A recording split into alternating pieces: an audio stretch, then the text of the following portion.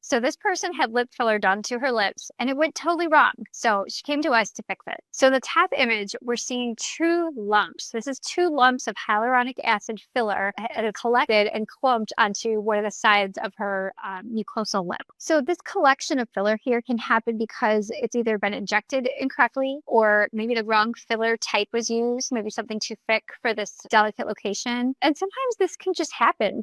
Filler can migrate if it's, placed in certain areas, particularly areas that move. So when this patient came to me, I had to evaluate her and figure out how am I going to help improve this situation. So first I had her move her mouth, open it, close it, smile, and stretch it so I could really evaluate to see what was there and if it was in fact product. Sometimes there are things that grow like mucoceles that are actually cysts of the lip. So I had to make sure it wasn't a medical condition. Knowing that in her history she had a filler injection, it was pretty obvious that this was a collection of hyaluronic acid filler. So since in my practice I do a lot of filler, this is a very easy problem for me. We always keep hyaluronidase, which is something that dissolves hyaluronic acid filler. We always keep that on hand. We use hyaluronidase if there's something that's gone wrong, or if there's a complication, or if there's a concern of a vascular occlusion, which these are very, very rare things. Don't worry about that. So for this particular patient, I used some hyaluronidase to these two nodules to dissolve the material that was placed in the lip. So I put a little topical numbing on the lip just to take the edge off. And because I was able to find out what type of filler she used,